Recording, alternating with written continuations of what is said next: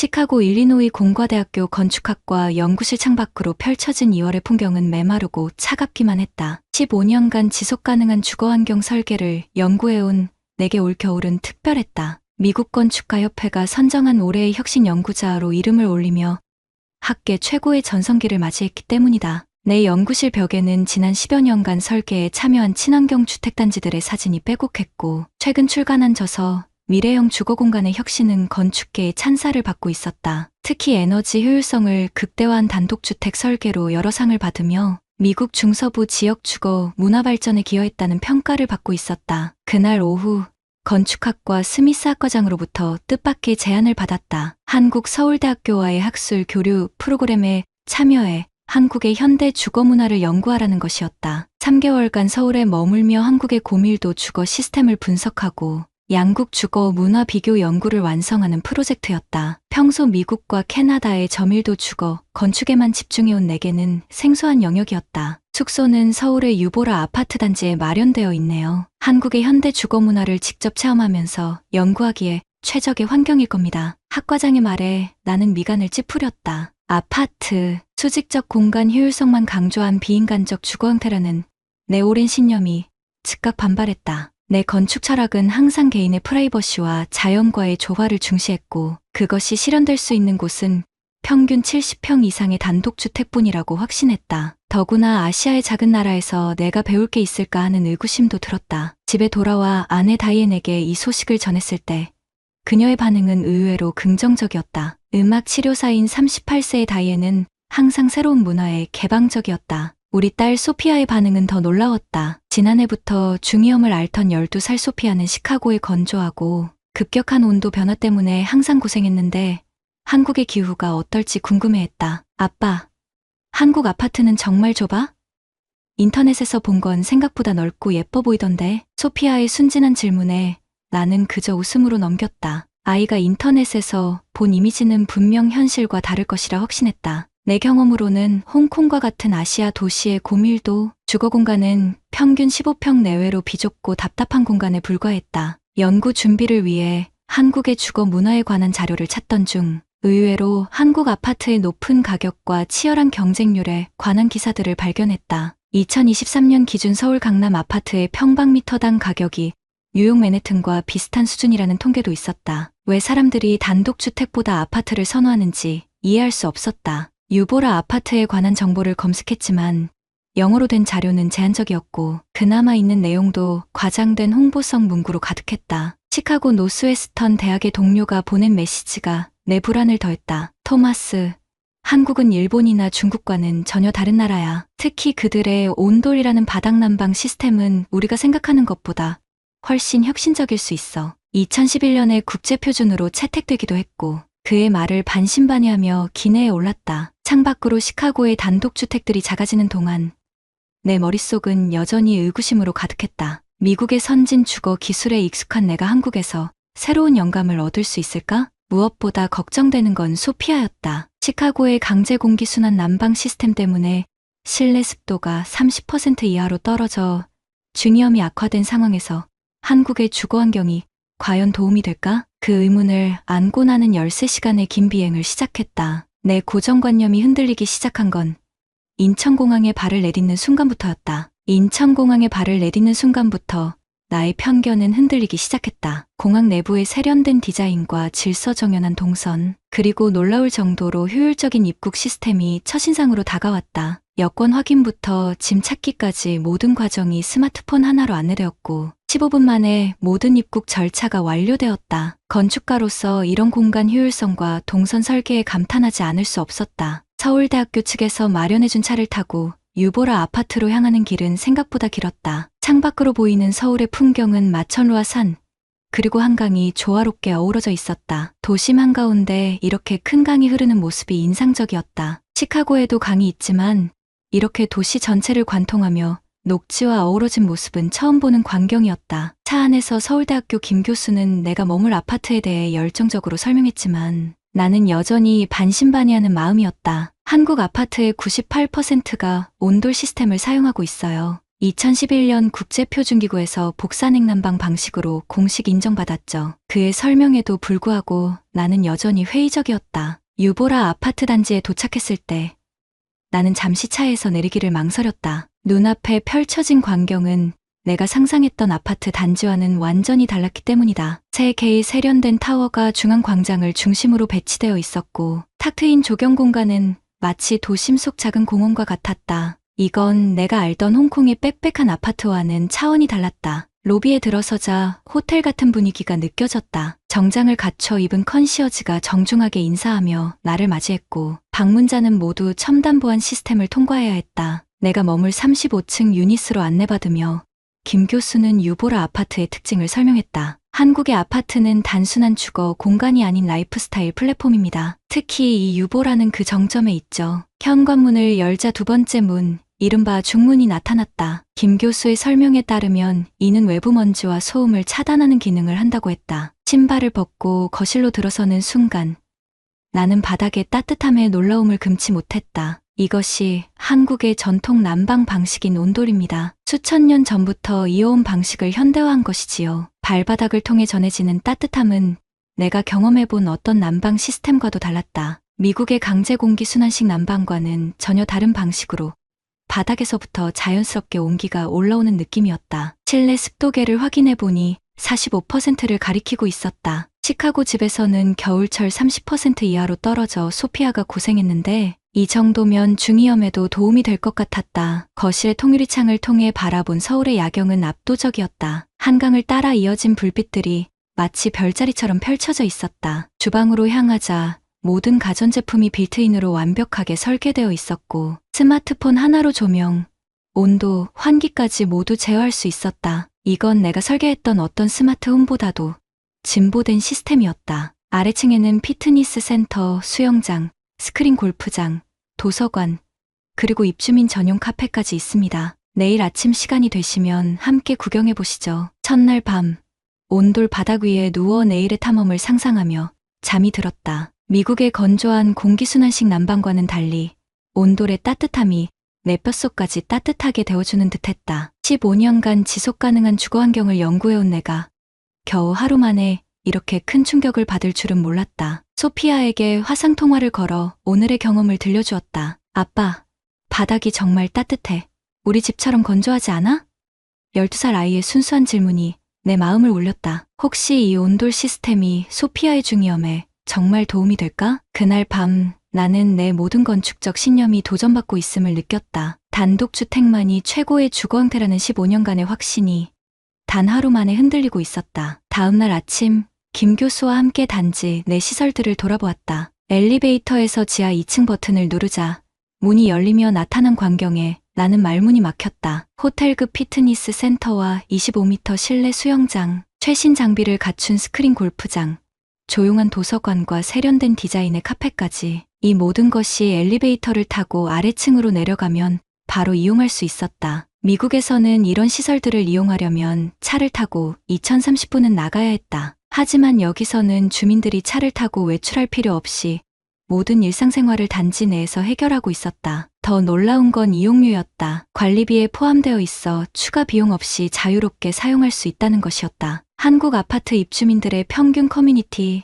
시설 이용률이 73%에 달합니다. 미국 단독주택 거주자들의 헬스클럽 이용률 22%와 비교하면 상당히 높은 수치죠. 김 교수의 설명에 나는 고개를 끄덕였다. 확실히 접근성이 이용률을 좌우하는 것 같았다. 시카고에서는 겨울철 눈 때문에 외출 자체가 부담스러웠는데 여기서는 실내에서 모든 것이 해결되니 날씨에 상관없이 활동할 수 있었다. 오후에는 지하 주차장 시스템을 살펴보았다. 차량 번호 자동 인식 시스템과 스마트폰 앱으로 제어되는 주차 관리 시스템은 내가 본 어떤 미국 아파트 단지보다 효율적이었다. 입주민들이 주차 걱정 없이 생활할 수 있도록 세심하게 설계된 흔적이 곳곳에 보였다. 주차 공간 확보율이 150%라는 것도 인상적이었다. 저녁에는 단지 내 한식당에서 김 교수와 식사를 했다. 수십 가지의 작은 반찬들과 함께 나온 식사는 시카고에서 경험하던 한식과는 차원이 달랐다. 식사를 마친 후 산책로를 따라 걸으며 나는 생각에 잠겼다. 불과 이틀 만에 내가 가졌던 아파트에 대한 모든 편견이 무너져 내리고 있었다. 집으로 돌아와 다이앤과 소피아에게 화상통화를 걸었다. 시차 때문에 시카고는 아침이었다. 소피아는 학교에 가기 전이라 서둘러하는 모습이었다. 아빠, 거기 정말 좋아?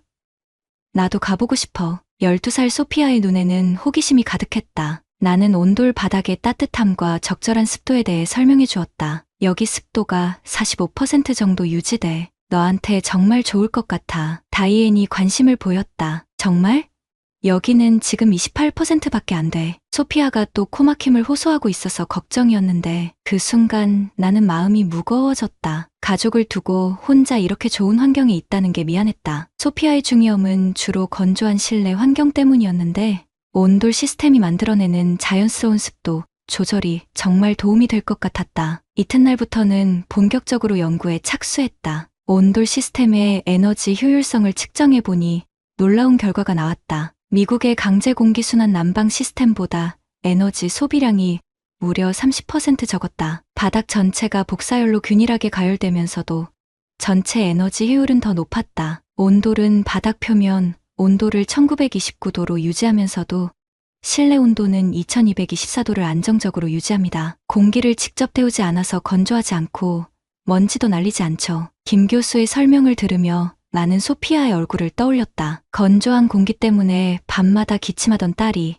이런 환경에서라면 얼마나 편안하게 잠들 수 있을까? 일주일이 지나자 나는 완전히 다른 사람이 되어 있었다. 15년간 단독주택의 우월성을 주장해온 건축학자가 이제는 한국 아파트 시스템의 혁신성에 매료되어 있었다. 특히 84제곱미터 공간에서도 방 3개, 화장실 2개를 효율적으로 배치한 평면 설계에 감탄했다. 미국 단독주택이라면 최소 40평은 되어야 가능한 구성이었다. 그날 밤 시카고의 동료들에게 보낼 중간 보고서를 작성하며 나는 망설였다. 내가 겪고 있는 이 충격적인 변화를 어떻게 설명해야 할까? 한국 아파트는 단순한 주거 공간이 아니었다. 그것은 하나의 완전한 생활 생태계였다. 한국에서의 3주가 지났을 무렵 시카고에서 긴급 연락이 왔다. 소피아의 중이염이 악화되어 응급실에 다녀왔다는 다이앤의 전화였다. 화상통화로 본 소피아의 얼굴은 지쳐 보였고 왼쪽 귀에 거즈를 대고 있었다. 아빠, 귀가 너무 아파서 잠을 못 잤어. 병원에서 항생제 주사를 맞았는데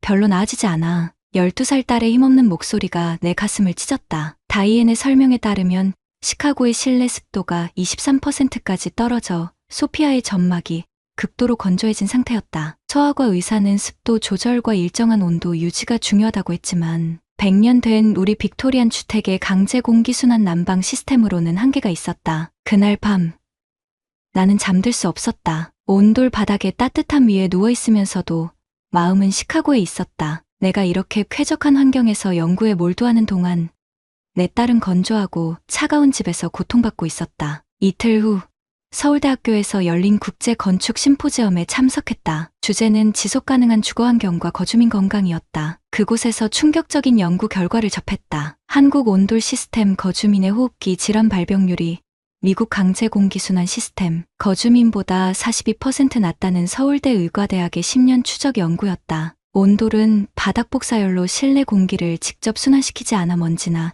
알레르겐의 이동을 최소화합니다. 또한 4050%의 적정 습도를 자연스럽게 유지해 호흡기 점막 건강에 도움이 됩니다. 발표를 듣는 내내 소피아의 얼굴이 떠올랐다. 만약 우리 가족이 이런 환경에서 살 수 있다면 소피아의 중이염은 자연스럽게 호전될 것이었다. 심포지엄이 끝난 후 나는 동료 건축가들과 저녁 자리를 가졌다. 그곳에서 만난 미국에서 온 하버드 대학교 존슨 교수의 말이 인상적이었다. 토마스, 나도 처음에는 한국 아파트를 단순한 고밀도 주거로만 생각했어. 하지만 3개월 체류 후 완전히 생각이 바뀌었지. 이건 주거 혁명이야. 그는 자신도 보스턴의 단독주택을 처분하고 한국식 설계를 적용한 새 집으로 이사할 계획이라고 했다. 그의 부인도 류마티스 관절염 때문에 고생했는데 온돌 생활 후 증상이 현저히 개선되었다고 했다. 집으로 돌아와 심각하게 고민하기 시작했다. 나는 건축학자로서 객관적 데이터를 무시할 수 없었다. 온돌 시스템의 에너지 효율성은 30% 우수하고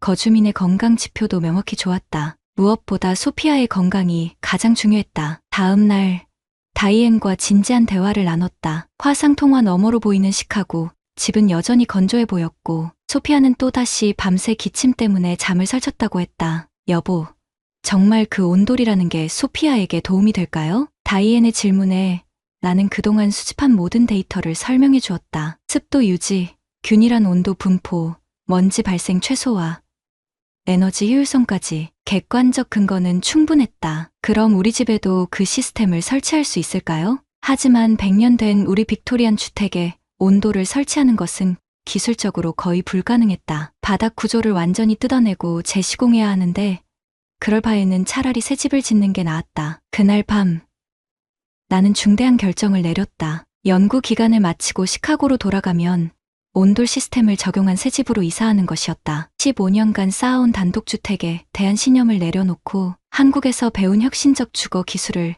내 가족의 삶에 적용하기로 했다. 그것은 단순한 주거 환경의 변화가 아니었다. 그것은 건축가로서의 나, 그리고 아버지로서의 나를 모두 바꾸는 혁명적 결단이었다. 소피아의 건강한 웃음소리를 다시 듣기 위해서라면 나는 기꺼이 모든 것을 바꿀 준비가 되어 있었다. 3개월의 연구를 마치고 시카고로 돌아온 나를 맞이한 것은 여전히 기침하는 소피아였다. 공항에서 만난 딸의 얼굴은 한국에서 보던 것보다 더 창백해 보였다. 집에 들어서자마자 느껴진 건조한 공기가 내 코와 목을 따갑게 했다. 습도계는 26%를 가리키고 있었다. 아빠, 한국은 정말 좋았어?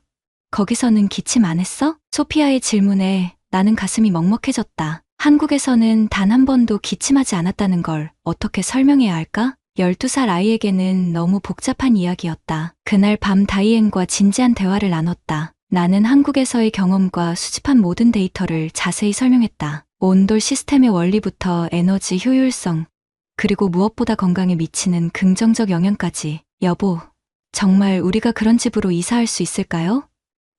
비용이 얼마나 들지? 다이앤의 걱정은 현실적이었다. 100년 된 우리 빅토리안 주택을 온돌 시스템으로 개조하는 것은 거의 불가능했다. 바닥을 전면 재시공해야 하고 기존 구조와 완전히 다른 난방 시스템을 설치해야 했다. 이틀 후 나는 시카고 근교에서 온돌 시스템을 전문으로 하는 한인 건설업체를 찾아갔다. 박 사장은 60대 초반의 인자한 인상을 가진 분이었다. 요즘 미국에서도 온돌에 관심 갖는 분들이 늘고 있어요. 특히 알레르기나 호흡기 질환 때문에 찾아오시는 경우가 많죠. 그는 지난 5년간 시카고 지역에 15채의 온돌 주택을 시공했다고 했다. 대부분 한인 가정이었지만 최근에는 미국인 고객도 늘고 있다고 했다. 한 가정은 자폐 스펙트럼 아이를 위해 온돌을 선택했는데 일정한 온도와 습도가 아이의 감각과민 증상을 완화하는 데 도움이 되었다고 했다. 견적을 받아보니 기존 집 개조는 $150,000, 새 집 건설은 $250,000가 필요했다. 적지 않은 비용이었지만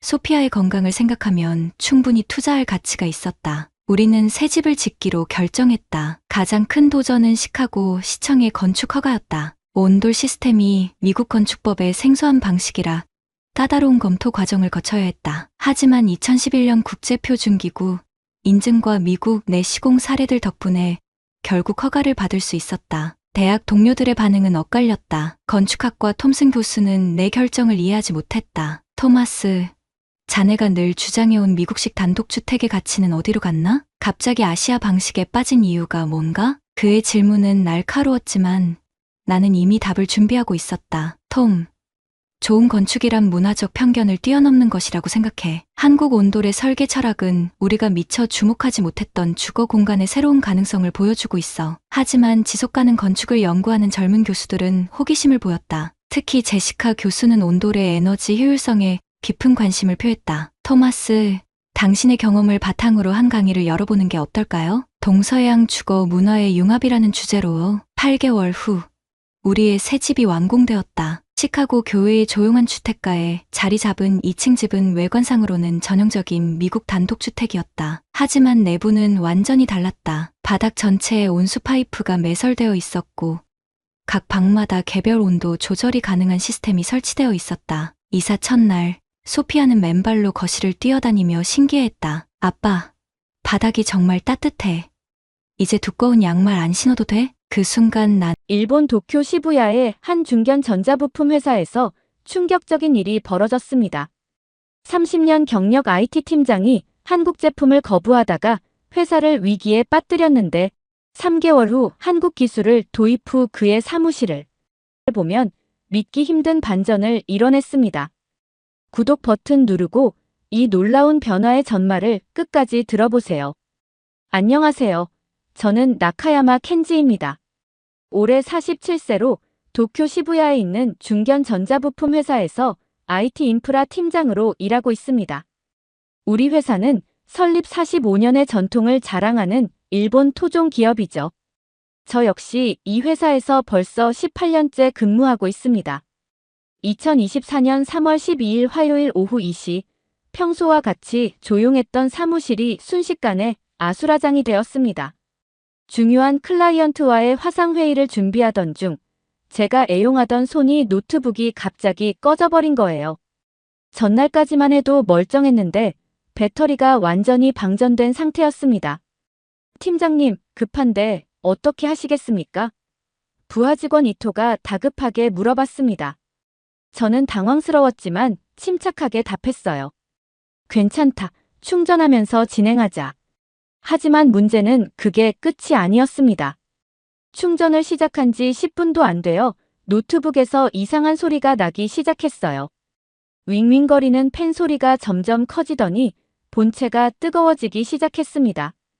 그 순간 화면이 파랗게 변하며 시스템이 완전히 다운되어 버렸어요. 회의실은 순식간에 조용해졌고 클라이언트들의 시선이 모두 저에게 집중되었습니다. 얼굴이 화끈거렸어요. 18년 경력에 이런 망신은 처음이었거든요. 죄송합니다.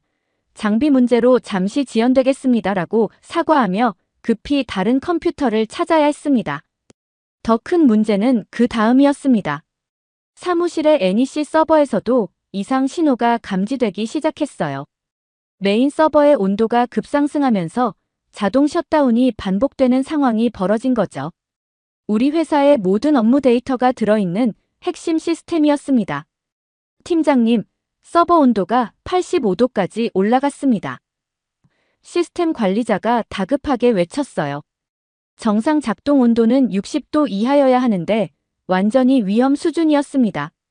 그 순간 저는 등골이 오싹해지는 걸 느꼈어요. 이대로 가다간 회사 전체 시스템이 마비될 수도 있는 상황이었거든요. 하지만 진짜 놀라운 건 그 다음이었습니다. 상황은 예상보다 훨씬 심각했습니다. 다음 날 오전, 상사인 부장님이 저를 불러 충격적인 통보를 했어요. 켄지, 이번 시스템 문제로 클라이언트 3곳에서 계약 재검토를 요청했어. 다음 달까지 IT 장비를 전면 교체하지 못하면 우리 팀 해체를 검토해야 할 것 같아. 머리가 하얘졌습니다. 우리 팀 12명의 생계가 걸린 문제였어요. 그동안 회사를 위해 열심히 일해온 동료들 얼굴이 떠올랐습니다. 18년간 쌓아온 제 경력도 한순간에 무너질 수 있는 상황이었죠. 급하게 일본 주요 업체들의 견적을 요청했습니다. 소니, NEC, 후지츠까지 모두 연락해봤어요. 하지만 돌아온 답변은 절망적이었습니다. 소니 측에서는 현재 주문량이 많아 납기가 최소 3개월은 걸린다고 했고 NEC는 맞춤형 기업용 제품은 4개월 이상 소요된다는 답변이었습니다. 가격도 만만치 않았어요. 우리가 필요한 20대 분량의 노트북과 모니터, 서버 교체 비용이 총 8,500만 엔, 한국 돈으로 약 6억 8천만 원이 나왔습니다. 팀장님, 예산이 5억 원 정도밖에 없는데 어떻게 하시겠습니까? 경리팀에서 연락이 왔어요. 예산도 부족하고 시간도 없는 최악의 상황이었습니다. 그때 막내 직원 이토가 조심스럽게 다가왔습니다. 팀장님, 혹시 다른 대안을 고려해 보시는 게 어떨까요? 다른 대안이라니 뭘 말하는 거야? 한국 제품들을 한번 검토해 보시는 건 어떨까요? 요즘 성능이 정말 좋다고 들었거든요. 순간 제 얼굴이 굳어졌습니다. 한국 제품? 이토, 우리는 일본 기업이야. 일본 기술로 승부해야지. 하지만 이토는 포기하지 않았어요. 팀장님, 제가 개인적으로 조사해본 자료가 있는데 한 번만 보시겠습니까? 마지못해 자료를 받아들고 보는데 정말 믿기 힘든 내용이었습니다. 삼성 갤럭시북의 배터리 지속시간이 17시간에서 18시간이라는 거예요. 우리가 쓰던 NEC 노트북은 겨우 11시간에서 13시간 정도였는데 말이죠. 이토, 이 자료가 정확한 거야? 네, 공식 스펙입니다. 그리고 LG 모니터의 경우 색재 현율이 DCI P3 95%를 지원해서 우리가 쓰던 일본산보다 훨씬 선명하다고 합니다. 더 충격적인 건 가격이었어요. 동일한 사양 기준으로 일본 제품보다 25%에서 30% 저렴하다는 거였습니다. 그러면 예산 범위 내에서 더 좋은 성능의 장비를 구입할 수 있다는 뜻이었죠. 결국 저는 어쩔 수 없는 선택을 해야 했습니다. 회사 생존이 걸린 문제였거든요. 하지만 마음 한편으로는 여전히 의구심이 있었어요. 정말 한국 제품이 우리 일본 제품보다 나을까? 한국 업체 담당자와 화상회의를 진행했습니다. 상대방은 서울에 있는 삼성전자 BEB 영업팀의 김 과장이었어요. 놀라운 건 그가 일본어를 유창하게 구사한다는 점이었습니다. 나카야마 팀장님, 안녕하세요. 귀하의 상황을 들었습니다. 저희가 도움을 드릴 수 있을 것 같습니다. 김 과장은 차분하게 설명을 시작했어요. 갤럭시북 프로 모델의 경우 인텔 13세대 i7 CPU에 16GB 램, PCIe 4.0 SSD를 탑재했습니다. 배터리는 63W 용량으로 실제 사용 시 17시간에서 18시간 지속되죠. 정말 놀라운 수치였습니다. 우리가 쓰던 NEC 라비 시리즈는 12세대 I/O CPU의 배터리도 11시간 정도밖에 안 됐거든요. 발열 관리는 어떻습니까? 제가 가장 걱정하던 부분을 물어봤어요. 듀얼팬 기반 균형형 발열 제어 시스템을 적용했습니다. 고성능 작업 시에도 온도를 65도 이하로 유지하죠. 일본 브랜드들이 저전력 구조로 안정성을 추구한다면 저희는 고성능과 안정성을 동시에 잡았다고 보시면 됩니다. 보안 부분도 궁금했어요. 기업용 보안 기능은 어떻게 되나요? 시큐어 부트, 지문 인증, 녹화 방지 기능까지 기본 탑재되어 있습니다. 윈도우 기본 보안에만 의존하는 일반 제품들과는 차원이 다르죠. LG 모니터에 대한 설명도 인상적이었습니다. 울트라파인 32인치 모델 기준으로 DCI P3 95% 색재 현율을 지원합니다. 응답 속도는 5미즈이고 게이밍 특화 모델은 1미즈까지 가능해요. 에너지 효율은 어떤가요? 에너지스타 인증에 스마트 백라이트 조절 기술까지 적용해서 평균 소비 전력이 40W입니다. 일본 제품들이 보통 55W에서 65W인 것과 비교하면 상당한 차이죠. 하지만 진짜 놀라운 건 그 다음이었습니다. 가격 견적을 받아보니 정말 충격적이었어요. 동일한 사양으로 일본 제품 대비 28% 저렴한 가격이었습니다. 우리 예산 5억 원으로도 충분히 필요한 모든 장비를 구입할 수 있었어요. 납기는 어떻게 되나요? 가장 중요한 질문을 했습니다. 한국에서 직접 출고하면 일주일 내 배송 가능합니다. 설치와 세팅까지 포함해서 10일이면 모든 작업이 완료될 것 같습니다. 3개월에서 4개월 걸린다던 일본 업체들과는 완전히 다른 답변이었어요. 그 순간 저는 복잡한 심경이었습니다. 30년간 믿어왔던 일본 기술에 대한 신뢰가 흔들리기 시작했거든요. 김 과장이 추가로 설명했어요. 참고로 UN 디지털 정부 순위에서 한국이 3위, 일본이 14위입니다. 오직 커버리지도 한국은 전국망 구축이 완료됐지만 일본은 아직 75% 미만이죠. 이 말을 듣는 순간 정말 충격을 받았습니다. 그동안 제가 얼마나 우물안개구리였는지 깨달았어요. 그럼 일단 샘플부터 받아볼 수 있을까요? 물론입니다. 내일 항공편으로 갤럭시북 2대와 LG 모니터 1대를 보내드리겠습니다. 다음 날 오후 정말로 한국에서 택배가 도착했습니다. 박스를 뜯는 순간부터 뭔가 달랐어요. 포장부터가 세련되고 꼼꼼했습니다. 갤럭시북을 처음 켜본 순간의 느낌을 지금도 잊을 수 없어요. 부팅 속도가 우리가 쓰던 NEC 노트북보다 3배 이상 빨랐습니다. 15초 만에 완전히 부팅이 완료됐어요. 동료들도 하나둘씩 몰려와서 구경하기 시작했습니다.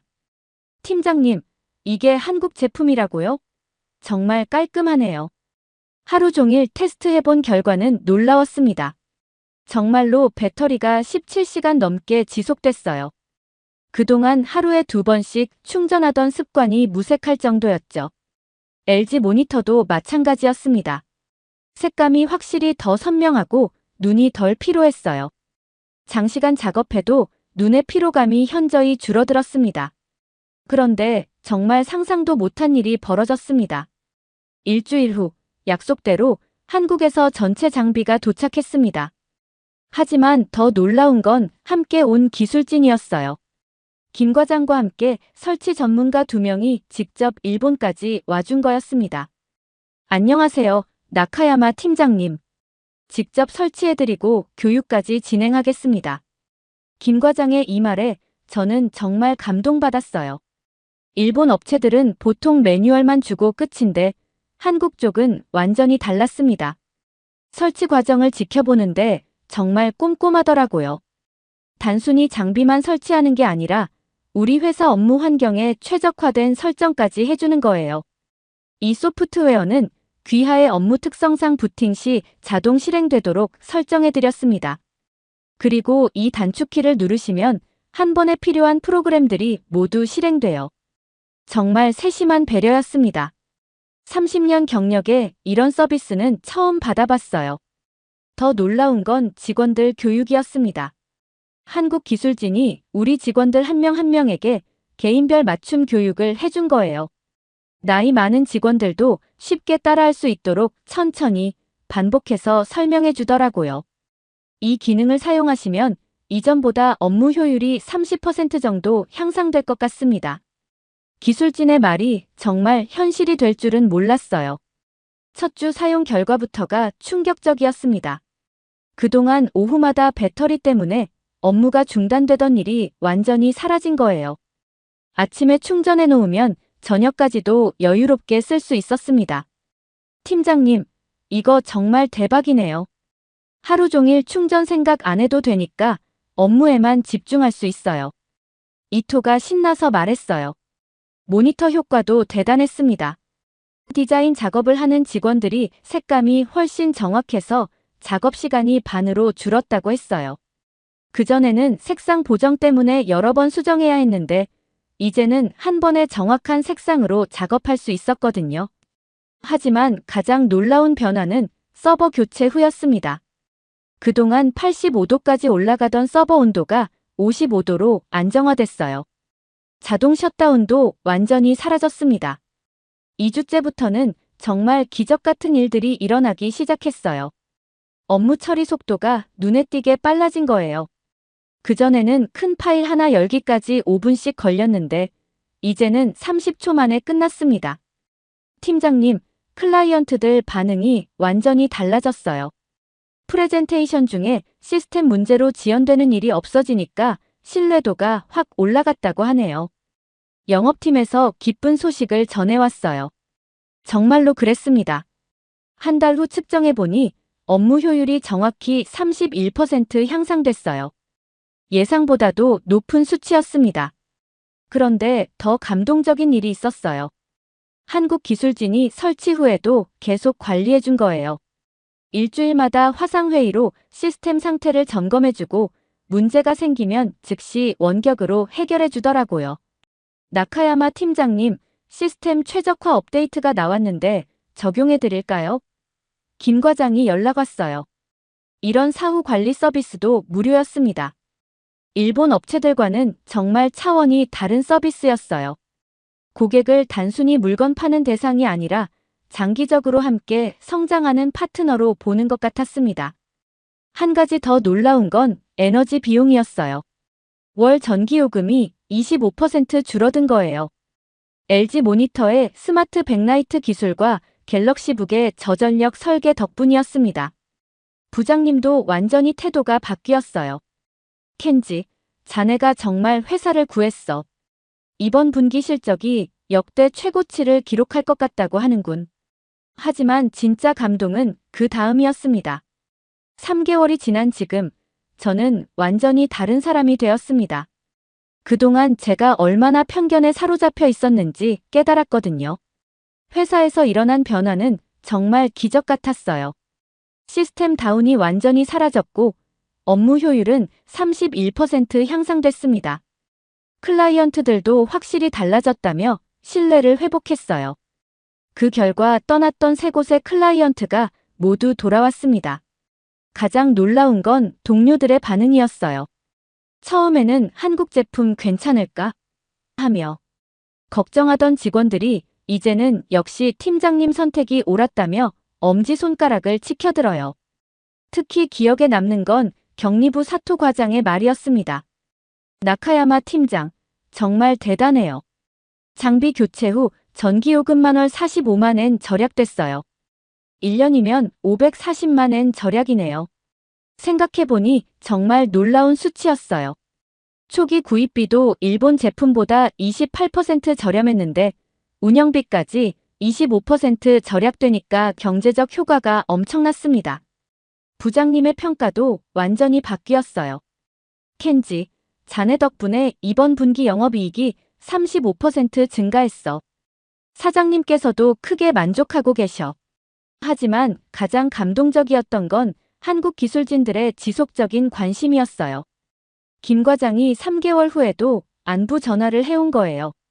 나카야마 팀장님, 안녕하세요. 시스템 사용에 불편한 점은 없으신가요? 혹시 추가로 필요한 기능이나 개선 사항이 있으시면 언제든 말씀해 주세요. 이런 세심한 배려를 받아본 적이 없었어요. 단순히 물건을 파는 게 아니라 진정으로 고객의 성공을 바라는 마음이 느껴졌습니다. 지난주에는 정말 뜻밖의 선물도 받았어요. 한국에서 새로운 업데이트 소프트웨어를 무료로 보내준 거예요. 보안 기능이 더욱 강화되고 배터리 최적화도 개선된 버전이었습니다. 저희가 지속적으로 개발하고 있는 새로운 기능들입니다. 고객 여러분의 피드백을 반영해서 만든 거예요. 김 과장의 설명을 들으니 정말 고마웠어요. 이제는 새로 들어오는 신입사원들에게도 자신 있게 한국 장비를 추천하고 있습니다. 이거 써봐. 정말 좋아. 한번 쓰면 다른 건 못 써. 어제 신입사원 타나카가 물어봤어요. 팀장님, 처음에는 한국 제품 쓰는 게 좀 어색하지 않으셨어요? 저는 웃으며 대답했습니다. 그럼 처음엔 나도 그랬어. 하지만 지금은 생각이 완전히 바뀌었어. 기술에는 국경이 없다는 걸 깨달았거든. 정말 그래요. 30년 경력에 이런 깨달음을 얻을 줄은 몰랐어요. 좋은 기술은 어느 나라에서 왔든 인정하고 받아들일 수 있어야 한다는 것을 배웠습니다. 지금 제 사무실을 보시면 놀라실 거예요. 책상 위에는 갤럭시북이, 앞에는 LG 듀얼 모니터가 자리 잡고 있어요. 그리고 저는 그 앞에서 만족스럽게 커피를 마시며 일하고 있습니다. 한국 기술이 제게 새로운 업무 환경을 만들어줬고, 더 나아가 새로운 시각과 마음가짐까지 선물해줬어요. 이런 변화를 만들어준 한국의 기술진들께 정말 감사하다는 말씀을 전하고 싶습니다.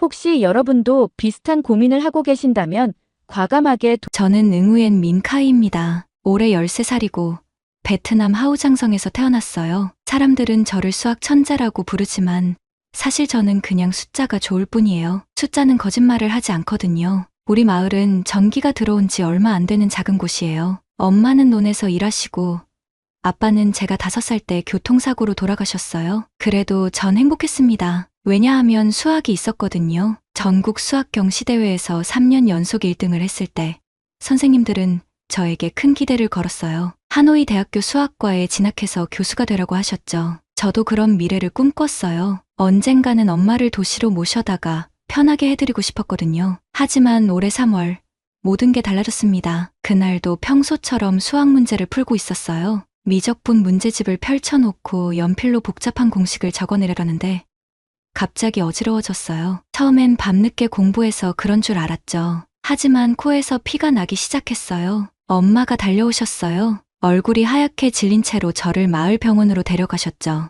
의사 선생님은 제 혈액을 검사하더니 심각한 표정을 지었어요. 그리고 조용히 말씀하셨습니다. 아이가 많이 아픈 것 같습니다. 하노이 큰 병원에 가봐야겠어요. 엄마의 손이 떨리는 게 느껴졌어요. 저는 그때도 잘 몰랐어요. 제가 얼마나 아픈지 말이에요. 하노이까지 가는 버스 안에서 엄마는 계속 제 이마를 만져보셨어요. 열이 오르락내리락 했거든요. 창밖으로 보이는 논밭들이 흐릿하게 보였어요. 평소 같으면 풍경을 보며 기하학적 패턴을 찾곤 했는데 그날은 그럴 기력도 없었죠. 하노이 국립병원에 도착했을 때 의사들이 여러 가지 검사를 했어요. 피를 뽑고 큰 기계 안에 들어가기도 하고 뼈에서 무언가를 꺼내기도 했어요. 아팠지만 참았어요. 엄마가 더 힘들어 보였거든요. 검사 결과가 나왔을 때 의사 선생님의 표정이 무겁더라고요. 급성 림프모구 백혈병입니다. 빠르게 진행되고 있어요. 그때서야 알았어요. 제가 정말 많이 아프다는 걸요. 백혈병이라는 단어는 들어봤거든요. 피의 암이라고 했죠.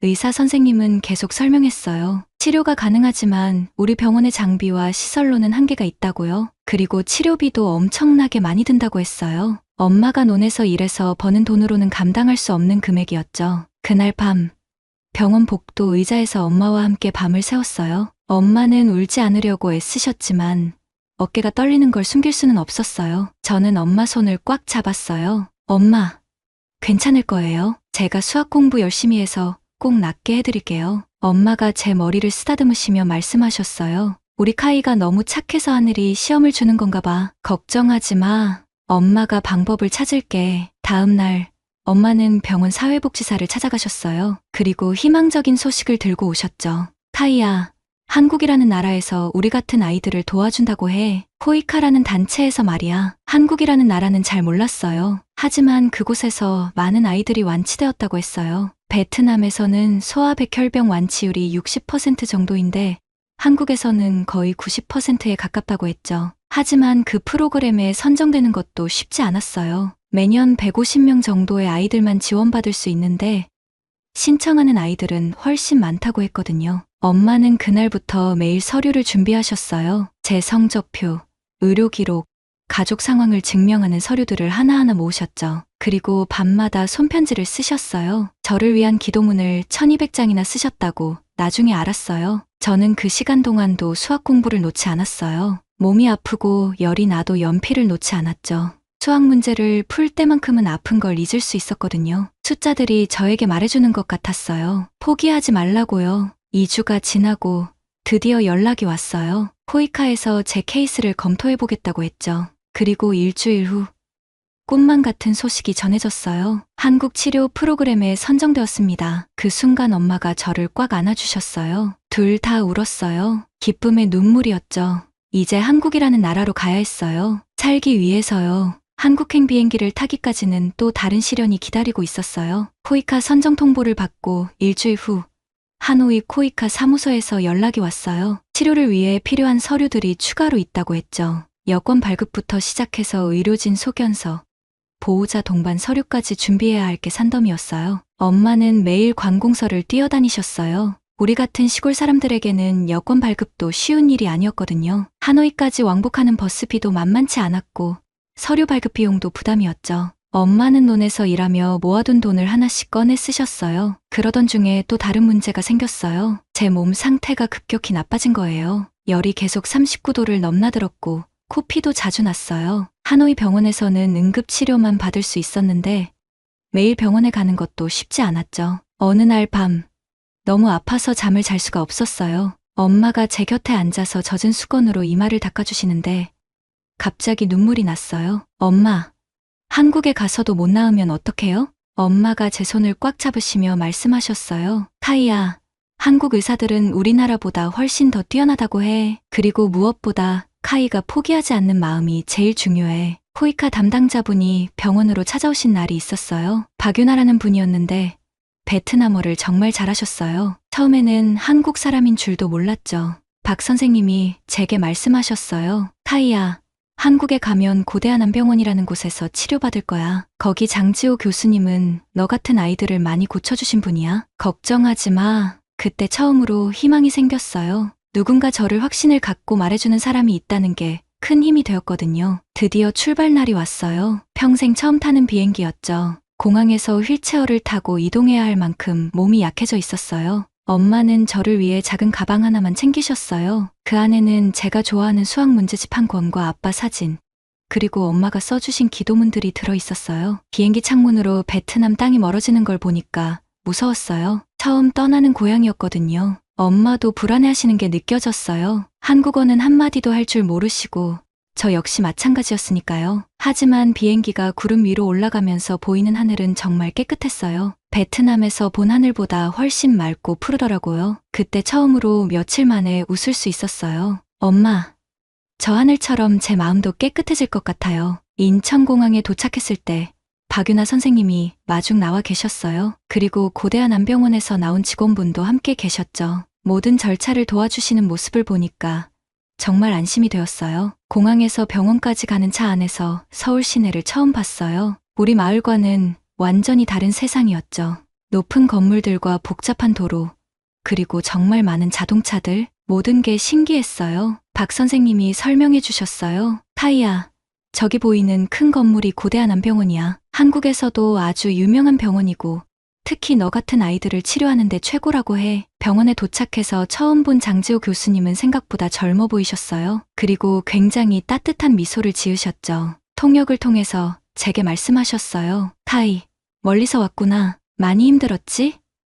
이제 우리가 도와줄 테니까 걱정하지 마. 너는 죽어가는 게 아니라 병과 싸우고 있는 거야. 그 말씀을 들었을 때 왜인지 눈물이 났어요. 베트남에서는 의사들이 항상 심각한 표정으로 이야기했는데 장 교수님은 저를 희망적으로 봐주시는 것 같았거든요. 병실에 들어갔을 때도 놀랐어요. 베트남 병원과는 비교할 수 없을 정도로 깨끗하고 현대적이었어요. 침대도 푹신하고 창문도 크고 무엇보다 모든 장비들이 최신형이었죠. 간호사분들도 정말 친절하셨어요. 베트남어는 못하셨지만 손짓 발짓으로라도 저를 편하게 해주려고 노력하셨어요. 그리고 박유나 선생님이 항상 옆에서 통역해 주셔서 의사소통에는 큰 문제가 없었어요. 첫날 밤 병실에서 엄마와 둘이 앉아 있는데 참 신기했어요. 며칠 전까지만 해도 하노이 병원 딱딱한 의자에서 밤을 새웠는데 이제는 이렇게 좋은 병실에서 제대로 된 치료를 받을 수 있다니까요. 엄마가 창밖을 바라보시며 말씀하셨어요. 타이야,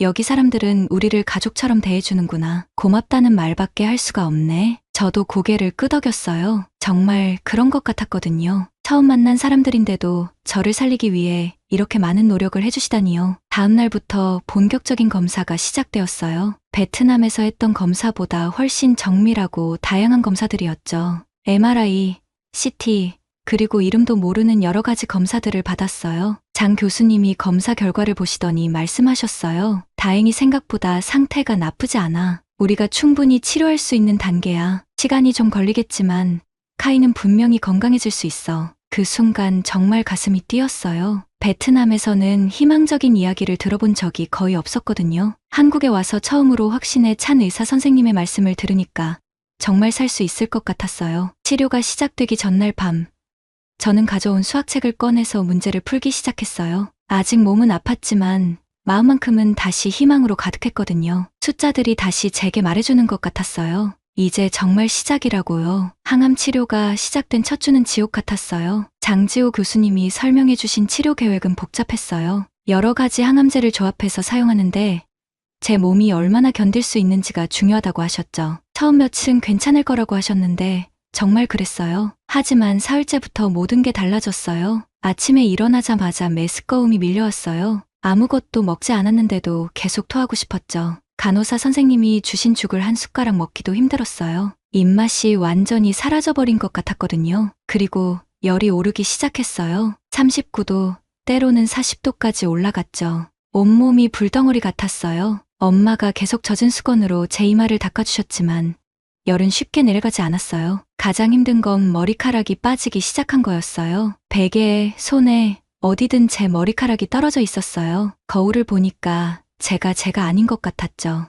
13살 아이가 아니라 아픈 환자로만 보였어요. 엄마도 많이 힘들어 하셨어요. 밤에 제가 열에 시달릴 때 엄마는 한숨도 주무시지 않고 저를 돌봐주셨거든요. 얼굴이 점점 야위어 가시는 게 보였어요. 그런데 이상한 일이 일어났어요. 몸이 이렇게 아픈데도 저는 수학 문제를 풀고 싶었어요. 열이 나고 토할 것 같아도 숫자를 보면 마음이 조금 편해졌거든요. 박유나 선생님이 제 모습을 보시더니 말씀하셨어요. 타이야, 공부는 나중에 해도 돼. 지금은 치료에만 집중하자. 하지만 저는 고개를 저었어요. 선생님, 수학 문제를 풀면 아픈 걸 잊을 수 있어요. 그냥 조금만 더 풀게 해주세요. 장지호 교수님께서 이 이야기를 들으시고는 놀라운 제안을 해주셨어요. 병실에 작은 화이트보드를 설치해 주신 거예요. 카이, 침대에서 누워서 하기 힘들면 이 보드를 사용해. 수학이 내 치료에 도움이 된다면 얼마든지 해도 좋아.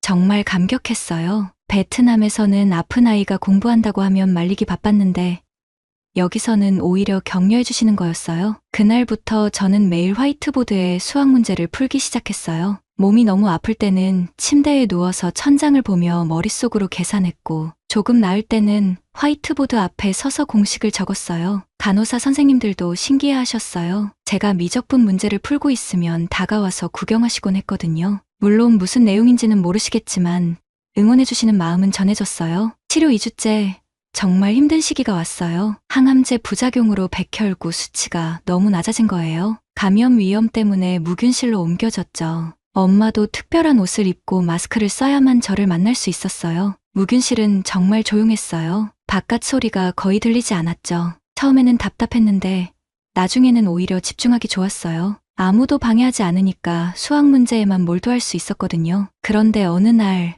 정말 이상한 일이 일어났어요. 평소보다 훨씬 어려운 문제가 갑자기 쉽게 풀리는 거였어요. 머릿속이 맑아진 것 같았달까요? 마치 안개가 걷힌 것처럼 모든 게 선명하게 보였어요. 박유나 선생님께 말씀드렸어요. 선생님, 신기해요. 몸은 아픈데 머리는 더 좋아진 것 같아요. 선생님이 웃으시며 대답하셨어요. 그건 내가 포기하지 않고 계속 노력했기 때문이야. 몸은 아플 수 있지만 마음과 머리는 더 강해질 수 있거든. 3주째가 되자 조금씩 변화가 느껴졌어요. 열이 예전보다 자주 나지 않았고 식욕도 조금씩 돌아왔어요. 가장 기뻤던 건 토하는 횟수가 줄어든 거였어요. 장지호 교수님이 정기 검사 결과를 보시더니 밝은 표정을 지으셨어요. 카이야, 정말 잘하고 있어. 백혈병 세포가 많이 줄었어. 이 속도라면 계획보다 빨리 좋아질 수도 있겠는걸? 그 말씀을 들었을 때 정말 기뻤어요. 지난 몇 주간의 고통이 헛되지 않았다는 걸 확인할 수 있었거든요. 엄마도 처음으로 밝은 표정을 지으셨어요. 그동안 얼마나 걱정하셨는지 알 수 있었죠. 카이야,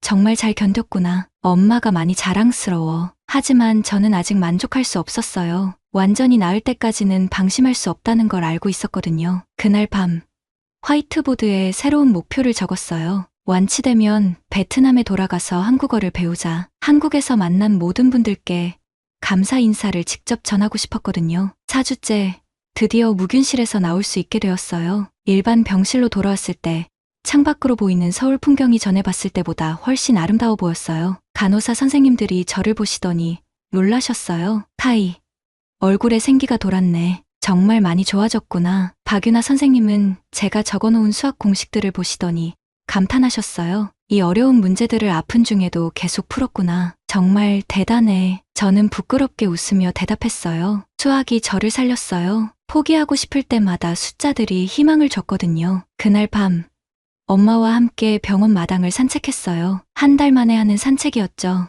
바람이 시원했고 별들도 반짝였어요. 엄마가 제 손을 잡으시며 말씀하셨어요. 카이야, 우리가 한국에 온 게 정말 잘한 일이었구나. 저도 고개를 끄덕였어요. 이곳에서 저는 단순히 병을 치료받는 게 아니라 살아가는 의미를 다시 찾을 수 있었거든요. 연필을 다시 쥔 제 손이 더 이상 떨리지 않았어요. 치료 4개월째, 기적 같은 소식이 전해졌어요. 장지호 교수님이 검사 결과지를 들고 오셨을 때 평소보다 표정이 밝아 보였어요. 그동안 늘 신중하고 조심스럽게 말씀하시던 분이 그날은 달랐거든요. 카이, 완전관해에 들어갔어. 검사에서 백혈병 세포가 거의 발견되지 않았어. 그 말씀을 들었을 때 처음에는 무슨 뜻인지 잘 이해가 안 됐어요. 박유나 선생님이 옆에서 설명해 주셨죠. 카이야, 완전관해라는 건 내 몸에서 백혈병 세포가 거의 사라졌다는 뜻이야. 아직 완치는 아니지만 가장 중요한 고비를 넘긴 거야. 그제야 무슨 일이 일어났는지 깨달았어요. 지난 4개월간의 고통스러운 치료가 정말로 효과를 보고 있었던 거예요. 엄마가 제 손을 꽉 잡으시며 눈물을 흘리셨어요. 기쁨의 눈물이었지만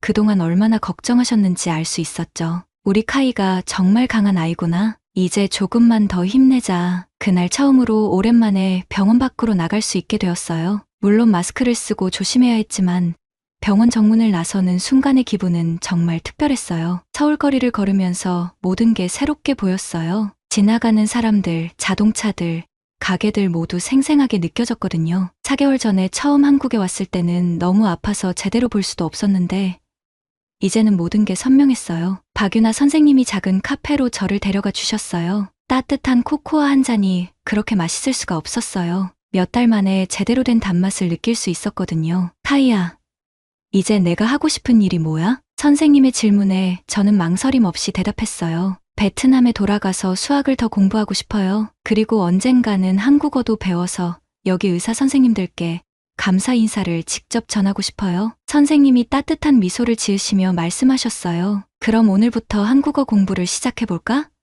내가 가르쳐 줄게. 그날부터 저는 수학과 함께 한국어도 공부하기 시작했어요. 처음에는 안녕하세요, 감사합니다 같은 간단한 인사말부터 배웠죠. 한국어는 베트남어와 완전히 달라서 어려웠지만 수학 문제를 푸는 것만큼 재미있었어요. 병실에서 한국어 공부를 하고 있으면 간호사 선생님들이 와서 발음을 고쳐주시곤 했어요. 제가 서툰 한국어로 감사합니다라고 말하면 모든 분들이 정말 기뻐하셨어요. 어느 날 장지호 교수님이 특별한 제안을 해주셨어요. 타이, 내가 원한다면 한국 아이들과 함께 수학 공부를 해볼 수 있어. 여기서 멀지 않은 곳에 수학 영재 교육원이 있거든. 정말 꿈만 같은 이야기였어요. 한국 아이들이 어떻게 수학을 공부하는지 너무 궁금했거든요. 일주일 후 처음으로 한국 수학교육원에 가게 되었어요. 제 또래 아이들이 정말 많았는데 모두 엄청나게 똑똑해 보였어요. 처음에는 긴장됐죠. 한국어도 서툴고 몇 달간 제대로 공부를 못했으니까요. 그런데 김태진이라는 친구가 저에게 다가와서 말을 걸어왔어요. 안녕.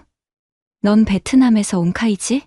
나는 태진이야. 너 진짜 수학 잘한다면서? 태진이는 저보다 1살 많았는데 정말 친근하게 대해줬어요. 처음에는 영어로 대화했지만 나중에는 제가 배운 서툰 한국어로도 이야기할 수 있었죠. 그날 수학 시간에 선생님이 어려운 문제를 내주셨어요. 한국 아이들도 다들 고민하고 있었는데 저는 베트남에서 비슷한 문제를 풀어본 적이 있었어요. 조심스럽게 손을 들고 답을 말했더니 선생님이 놀라셨어요. 정말 맞네요, 타이.